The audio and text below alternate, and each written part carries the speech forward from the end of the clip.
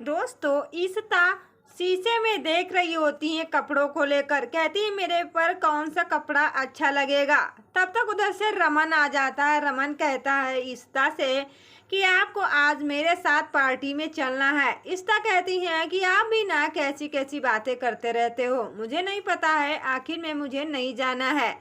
तब तक क्या होता है, रोमी और ईशिता की बेटी आपस में बात कर रहे होते हैं। तब तक यहाँ पर शीशे में देखकर रमन ईशिता को बहुत ही ज़्यादा खुश हो जाता है। तब तक यहाँ पर सिमी की माँ कहती हैं कि आप लोग भी क्या बनाते रहते हो। जिसे उनके दादू जी कहते हैं कि मुझे कहीं बाहर घूमने जाना होगा। आपस में बात करते रहते हैं मगर दादू जी अपने प्लान को बना देते हैं और कहते हैं कि मुझे अपने प्लान को लेकर बाहर घूमने जाना होगा। तब तक ईशिता कहती हैं कि देख लो, ये सब लोग तो बाहर घूमने के लिए जा रहे हैं और एक मैं हूँ तो घर ही में रहती हूँ। तब तक वहाँ पर कुछ मैडम निकली जा रही होती हैं बात करते हुए। तब तक सिमी सोचती हैं, कहती काश मेरा भी जीवन काफ़ी ज़्यादा खुशहाल होता। तब तक पूरा परिवार एक पास बैठे हुए होते हैं। दादू जी जाने का प्लान बना देते हैं बाहर घूमने के लिए। कहते हैं घूमते हैं, वहाँ पर काफ़ी अच्छी अच्छी चीज़ें खाएंगे और नूडल्स भी खाऊंगी, बहुत अच्छा लगेगा। जिससे ये बात करते कहते हाँ ये बात तो सच है। तब तक मैडम इंदुआ पहुँचती हैं। कहती हाँ मुझे तो मालूम है। इंदु ऑफिस में पहुंचते ही कहती हैं कि आप क्या कर रहे हो। बालाजी सर काफ़ी ज़्यादा खुश हो जाते हैं मगर ईशिता वहीं पर मुंह बनाती रहती हैं। तब तक क्या होता है, बालाजी जो सर हैं उनकी तारीफ करते हुए कुछ लड़कियां जा रही होती, जिसे उनकी पत्नी सुन लेती हैं। फिर वो ऑफिस पहुंचती हैं। बालाजी के सर जो है वो उनके पैरों तले ज़मीन खिसक जाती है। तब तक उधर से रुद्रांश आ जाता है। वो कहता है कि आपसे मुझे कुछ ज़रूरी बात करना है, क्योंकि वो तो रोमांटिक के मूड में घूमे हुए होते हैं बट उनको ये लगता है कि मुझे मेरी सच्चाई ना आ जाए सबके सामने। तब तक वहाँ पर उनकी बेटी चाचू से कहती है कि चाचू तुम बाहर घूमने चलो। तब तक वो उस बाला सर वो अपने पत्नी के साथ रोमांटिक मूड में रहते हैं। तब तक वहाँ पर रुद्रांश आकर सारा का सारा मामला खंडित कर देता है, जिसे उधर से रमन तैयार होकर जा रहे होते हैं। मैडम भी काफ़ी ज़्यादा खुश हो जाती हैं। मैडम कहती हैं कि चलिए मुझे आपसे कुछ ज़रूरी बात करनी है और मुझे अंदाज़ा भी हो चुका कि आप ये सब क्या कह रहे हो। सर तो कहते हैं चलो अच्छा हुआ जो यह मेरे पत्नी के सामने सारा सच नहीं बताया, क्योंकि मुझे आज एहसास हो रहा था कि ये सब किसकी वजह से होता रहता है। वहीं पर रोमी बैठे हुए होते, कहते हाँ दादू मुझे चलना है बाहर और अच्छी अच्छी चीज़ें खाना भी है, और सोचकर काफ़ी ज़्यादा इजहार भी करने लगते। कहते हाँ मुझे मालूम है कि आप लोग सोचते भी क्या हो। एक बार नहीं बार बार सोचकर दादू जी वहीं पर चुप हो जाते हैं। तब तक कहते हैं अपने दिल की बात किसी को नहीं बताते हैं। कहते हाँ चाचू ये बात सच है। तब तक ईशिता तैयार होकर घर के बाहर आ रही होती हैं और दादी जी की बातें सुन लेती हैं। कहती हैं दादी जी तो बाहर घूमने के लिए जा रही हैं और मैं क्या करूं, मुझे तो इसी घर में रहना है, आखिर में मुझे कहीं ना कहीं तो चाल जरूर बनाना है। सुनते ही काफ़ी ज़्यादा खुश हो जाते हैं मगर कहता है रमन आप यही साड़ी पहनो, आपके ऊपर काफ़ी ज़्यादा खूबसूरत दिख रही है। वो साड़ी शीशे में देखकर रमन और ईशिता काफ़ी ज़्यादा खुश हो जाते हैं। दादी कहती हैं अभी और इसी वक्त मुझे बाहर चलना होगा, आखिर में आप क्यों परेशान हो रहे हो।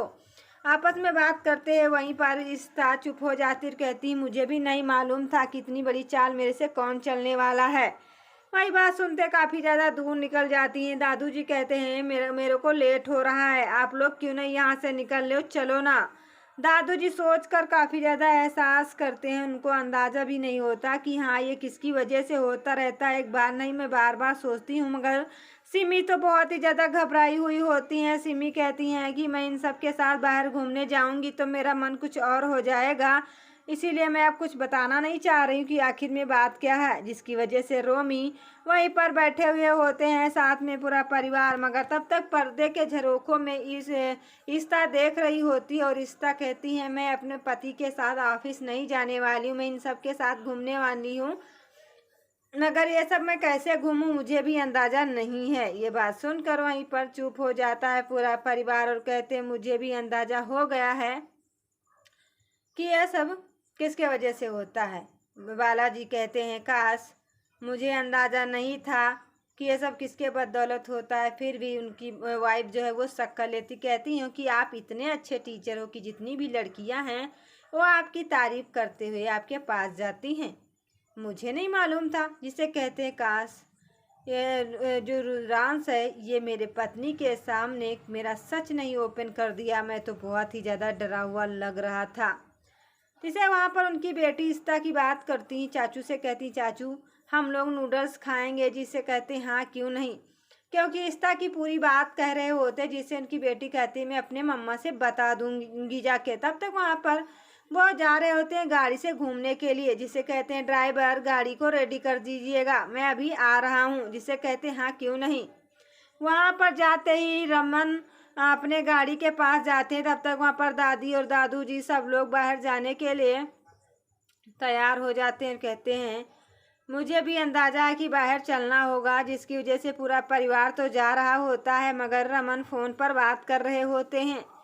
रमन कहते हैं कि हम लोग भी एक नई चाल सोचते हैं। दादी कहती हैं सुन लीजिएगा अपने पति से कि हम लोग तो जा रहे हैं, और आज रमन और इस्ता भी चले गए, मेरे से नमस्ते भी नहीं किए। जिसे उनकी बेटी कहती है कि आप लोग ऐसे ही पार्टी में जा रहे हो, हमारे पापा और मम्मी तो बहुत ही अच्छी पार्टी में जा रहे हैं।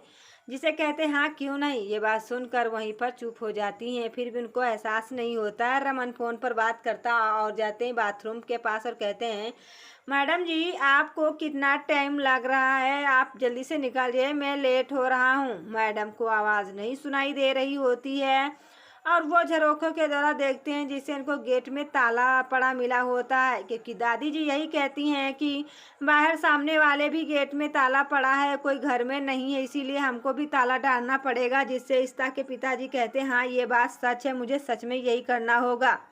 ये बात सुनकर वहीं पर ताला डलवा देती हैं कमरे में दादी, और इस्ता और रमन अंदर ही रह जाते हैं। मगर इस्ता का अच्छा सा लुक देखकर रमन के पैरों तले ज़मीन खिसक जाती है, क्योंकि इस्ता तैयार हो रही होती और कानों में इयररिंग पहन रही होती हैं।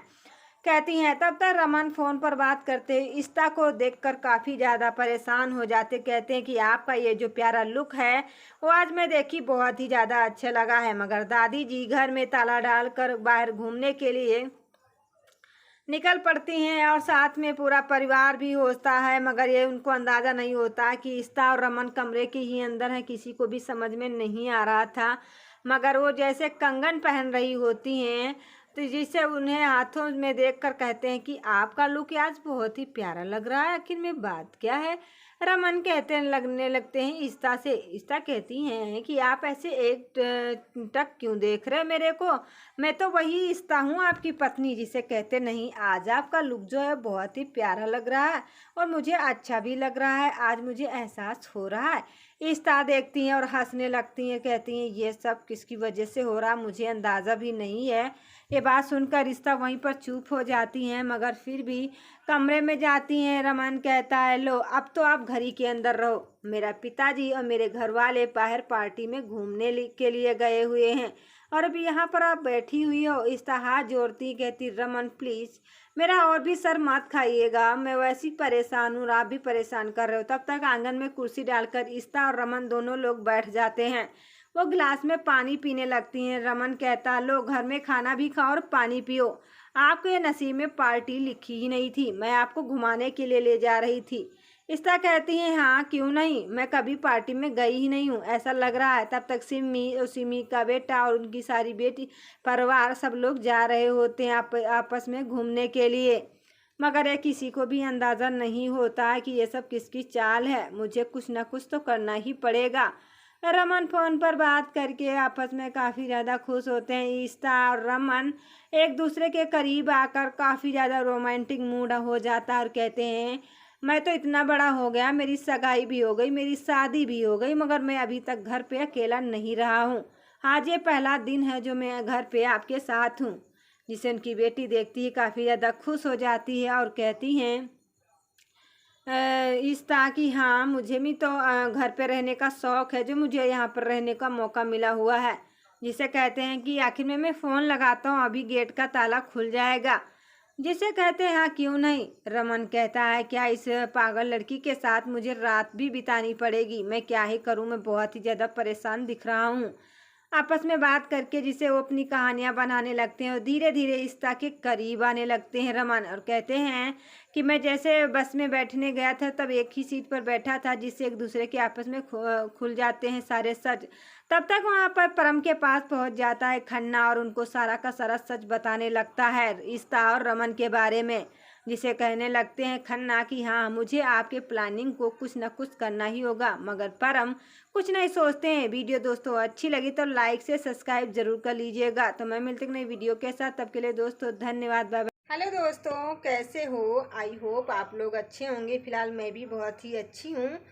तो आज जो है शाम हो चुकी है और मेरे वहाँ जो है खाना बन रहा है, और आप लोग क्या कर रहे हो मुझे बताइएगा। तो टाइम तो बजने वाला है शाम का 6, और दोस्तों मैं वीडियो शूट कर रही हूँ। और आप लोगों को तो पता ही होगा, थोड़ा काम जो घर में होता वो व्यस्तता में रहता, थोड़ा बिजी रहते हैं दोस्तों। तो मेरे वीडियो अच्छी लगी तो लाइक से सब्सक्राइब जरूर कर लीजिएगा। धन्यवाद।